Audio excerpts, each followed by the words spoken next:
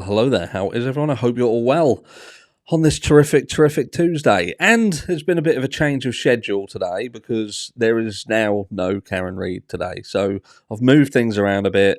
Now, later on in the videos, they may mention the Karen Reid trial still, but you know me. It's unlike me, isn't it, to get days wrong and stuff like that. But anyway, you're looking absolutely amazing. So at least one of us is having an amazing day. But in this video, what we're talking about? We're talking about Summer Wells, as we are heading towards 3 years of Summer Wells being missing. On the 15th, it will indeed be 3 years since Summer Wells went missing. And Don and Candace, her parents, have done an interview. It's really the first time that we've seen them speak to anyone, really, since, it must be over a year now. It must be over a year. And look, we've all got comments about the Summer Wells case, but I think what we have to just do is listen to what they've said, and as we go through the interview, we'll stop it and have a chat. Here we go. This was on WJHL. It's not long. It's only like 3.5 minutes. But as we stroll through it, we'll stop and see what we think. Well, this Saturday marks 3 years since the disappearance of then 5-year-old Summer Wells from her Hawkins County home. The night she was reported missing, authorities said Summer was last seen walking from her home on Ben Hill Road in the Beach Creek community. Hours later, the Tennessee Bureau of Investigation would issue an endangered child alert for her. That would later turn into an Amber Alert. To this day, law enforcement still has not located Summer Wells and are not any closer to finding her. Not any closer to finding her. Do you know what I mean? This is Hawkins County. So this is Hawkins County, right? So they're saying that they've not located her. How do they know they're no closer? You know, always beggars belief when they turn around and say, "Well, we haven't found someone, and we're no closer." Because that to me it's like a defeatist attitude, isn't it? It's a defeatist comment, and I don't get it. If you're no closer, then why are you no closer? Is it because you're not really investigating? Or what it is you know what happened, or you think you know what happened, but there is nothing that you can do to prove it.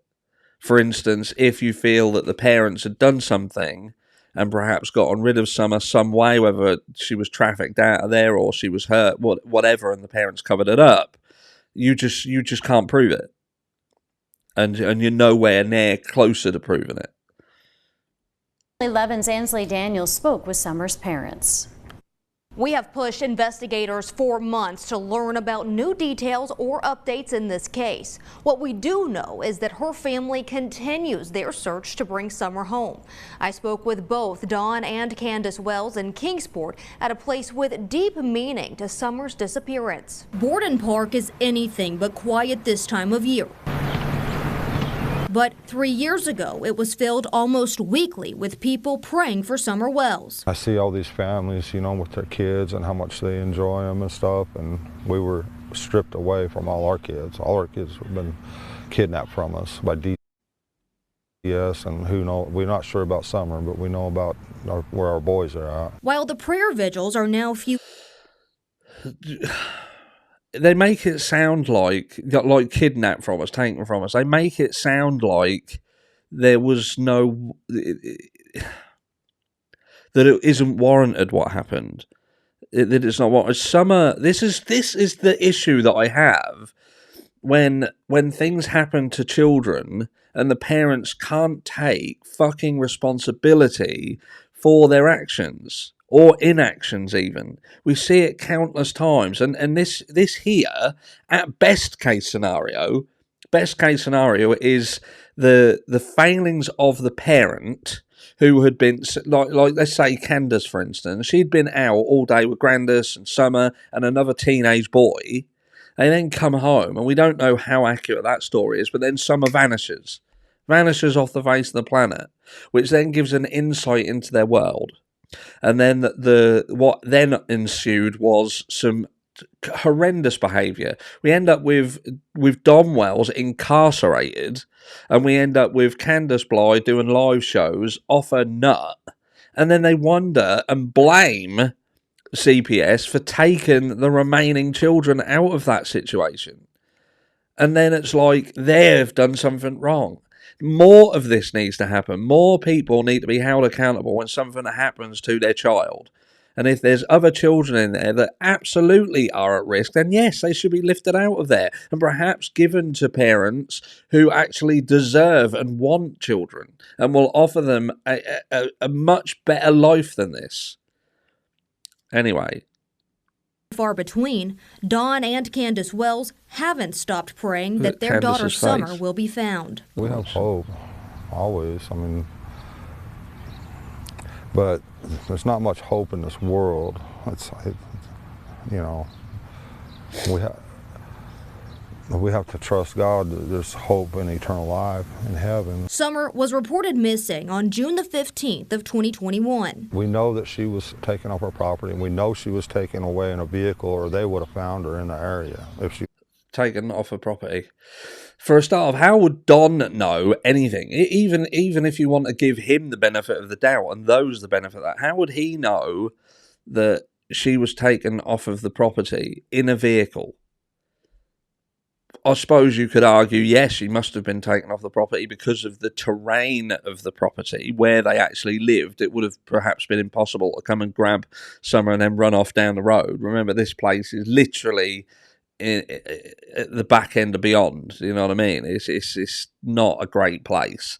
So, yeah, you could say that whatever happened, she was taken off the property in a vehicle. That could be, in fact, the only truth that he has ever spoken regarding this.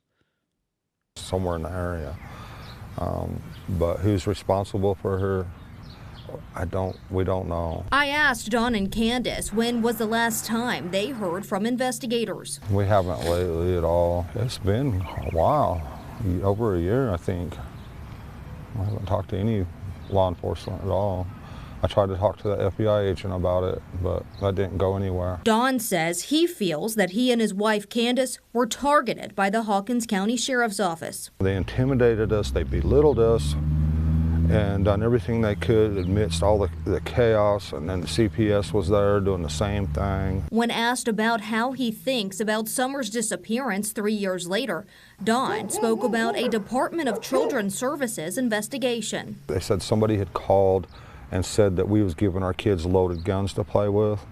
And so they closed the case June 14th, which is something CPS does not do. They don't just close cases.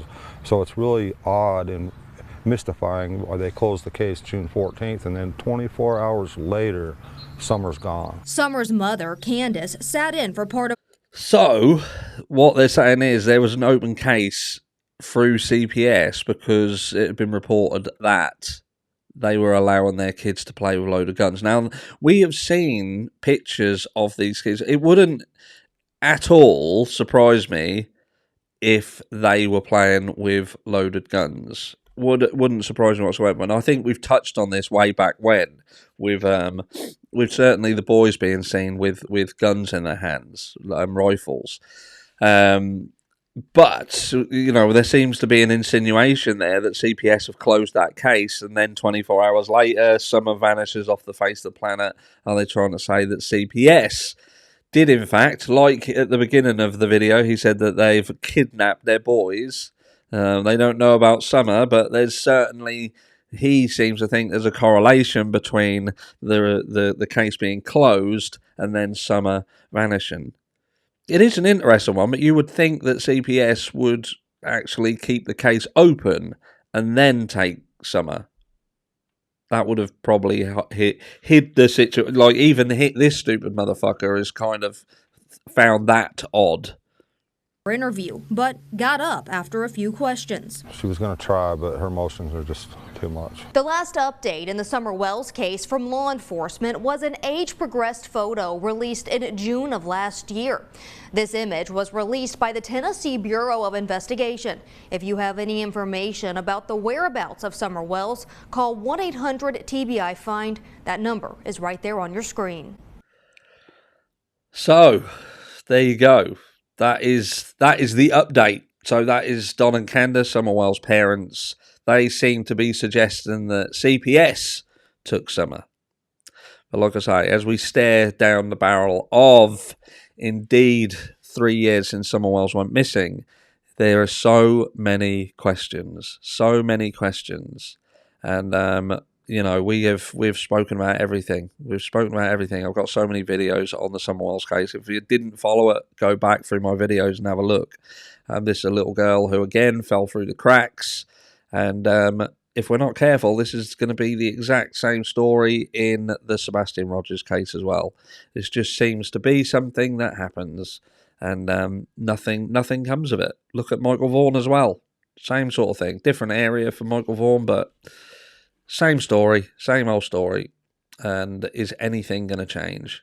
Parents need to be held accountable. Absolutely. People need to understand that your responsibility as a parent is to look after your kid. And if you can't do it, and something happens to them, then you're going to be held accountable. Because it is, regardless of anything you think, or the people who continue to stick their head in the sand, it is a parent's responsibility to keep a kid safe by doing whatever it takes. I'll catch you all in the next one.